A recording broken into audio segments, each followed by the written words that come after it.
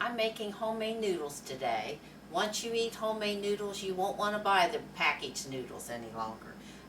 But I'm separating some of my eggs from the egg whites, the yolks from the whites, because later I want to make an angel food cake. So this is what I normally do when I make noodles. I'll take a dozen and use the whites for an angel food cake. So I'm finishing up here. I need a couple more egg whites for my cake. You just gently hold the yolks when you want to separate them.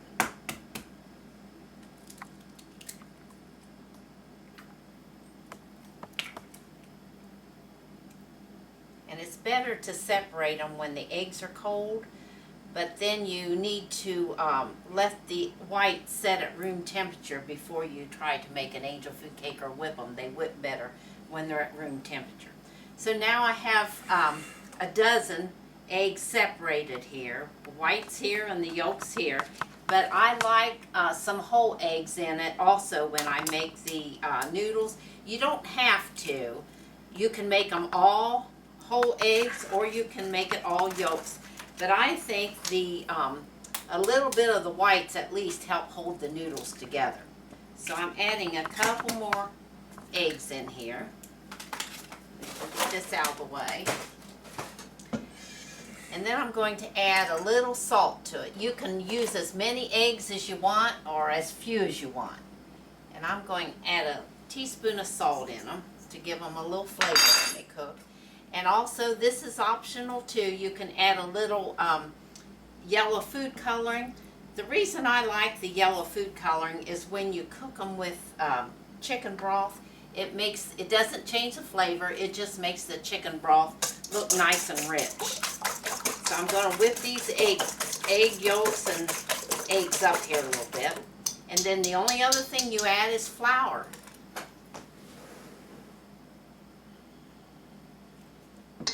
And you just keep stirring flour in.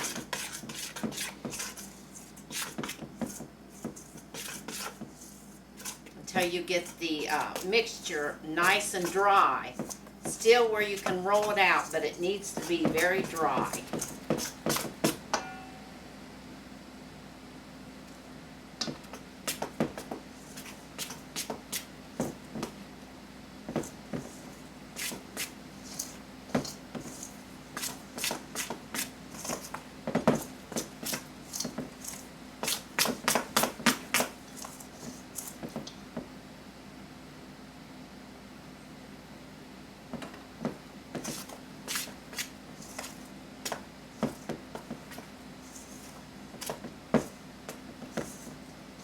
I give you an exact recipe for these, but you can, like I said, make as few as you want or as many as you want.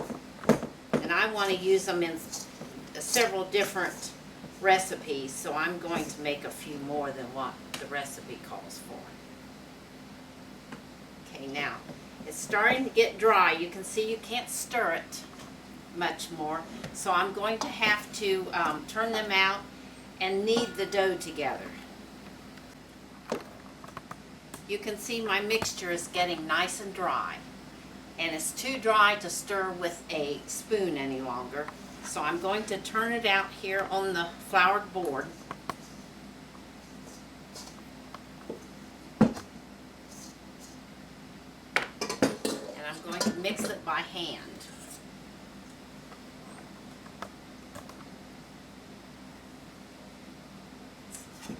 Some more of it stuck to the bottom.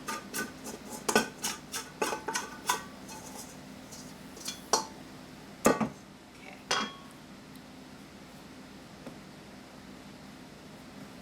It's still a little wet to roll out yet, because you need to roll these really thin.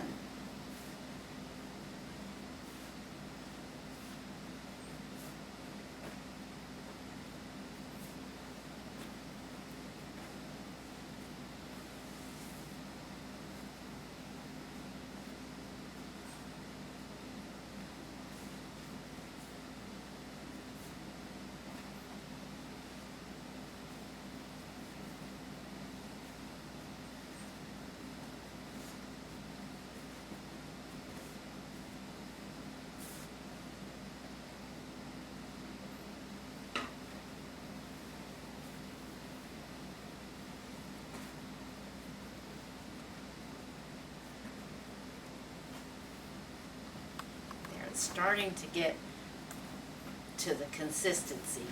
You can see that it's a little firmer. Still pliable, but just firm.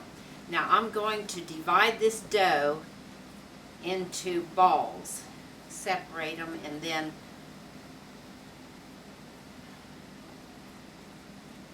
I'll lay them in the bowl until I'm ready for them.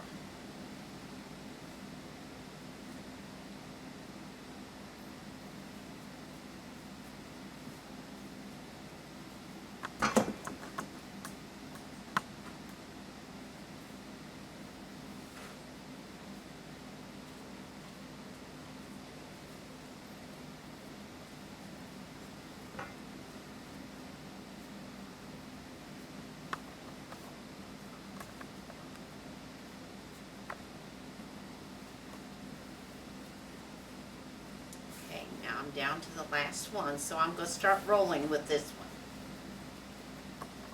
You want to make sure there's flour on the board so they don't stick.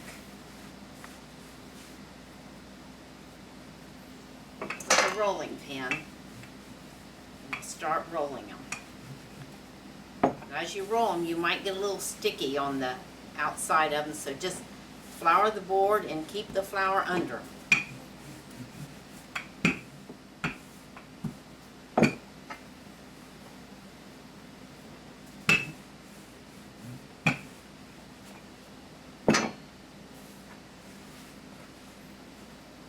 Just keep turning them over so you make sure they're coated with flour.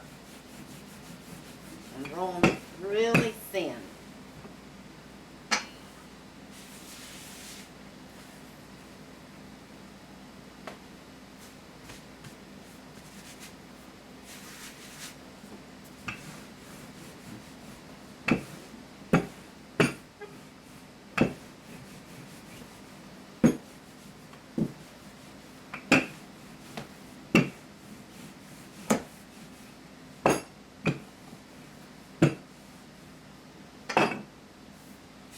Now I've got this one nice and thin. What I've done, I've laid clean towels out here so that we can lay the dough on. And what this does, it will help dry the dough out. And by the time I'm finished rolling, I'll be ready to cut the first batch of noodles. So I'm going to take it and lay it over on the towel. And don't worry if something sticks or they get torn, because in the end product, it'll all be okay. Okay, now I'm ready for the next one, so I'm going to put a little more flour down. I'm on my last ball of dough here. I've done 4 of them so far, and this is the 5th, so.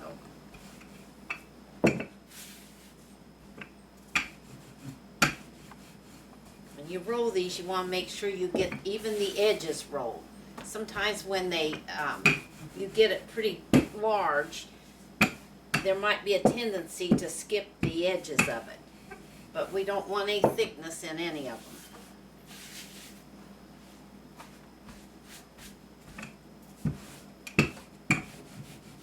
Don't worry if they're not exactly round or perfect or whatever. You'll see it doesn't really make any difference. The main thing is have it consistently thin and keep it floured.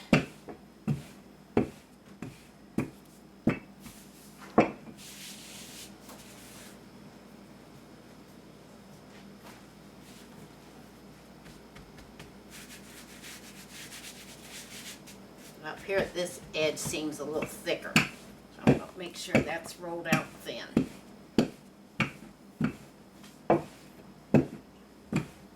Okay, now I'm going to lay this one over here and let it dry up for a few minutes, and then I'm going back to the first one that I did, which is over here.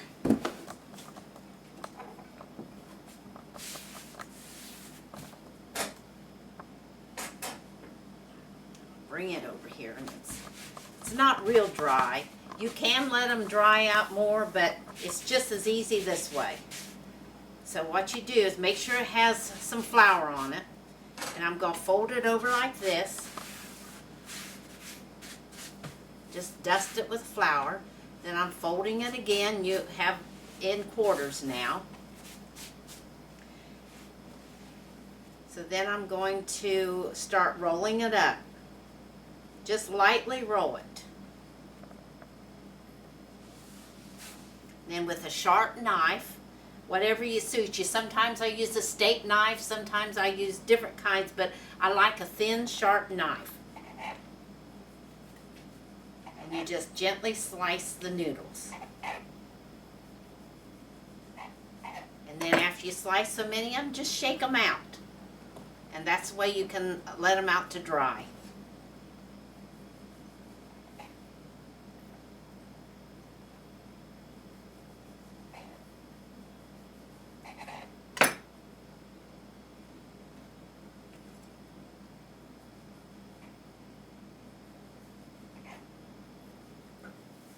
Now I like mine sliced thin like this, but if you prefer the wide ones, I'll show you can make them even wider.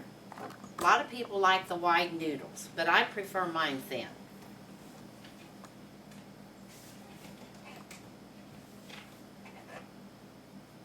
These are delicious cooked in chicken broth, and you can add chicken in it, and then or with beef or tuna noodle casserole, which is what I'm going to be making one. Okay, I've got all of them cut except one of the balls of dough. So I'm going to finish up here. And you see this one's kind of ragged. So I'll show you it really doesn't matter after you cut them. Roll it up in quarters like we did the rest of them. Then lightly roll them up. See, once you cut them, you can't tell if they're ragged or not, or even if they're in a perfect circle or however.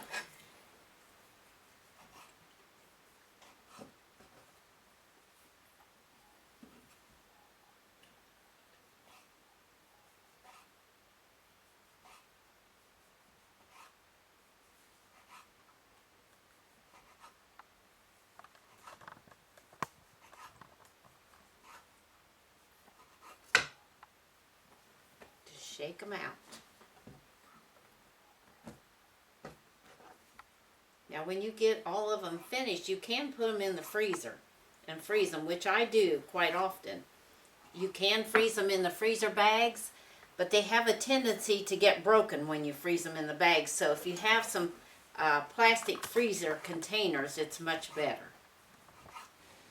And I would freeze about 2 cups to each container. Because once you cook them, they, as most noodles, they'll swell up and it gives you a lot. You might try them in chicken broth, beef broth, and if you want to make a casserole with them, just cook them in water first and then add them to your casserole like you would any other kind of noodles. But there we have it. You can see how many we have here. Okay, I've got 2 of them here, and these are perfect containers for noodles because you can stack them in your freezer without the noodles getting broken when they freeze. But also, I'm sure everybody has some of these reusable containers that they've gotten cottage cheese or sour cream or whatever in, and they're also good because, like I told you, they protect the noodles from getting broken. So I have these ready to go in the freezer, and the rest of them I'm leaving out to make a tuna noodle casserole.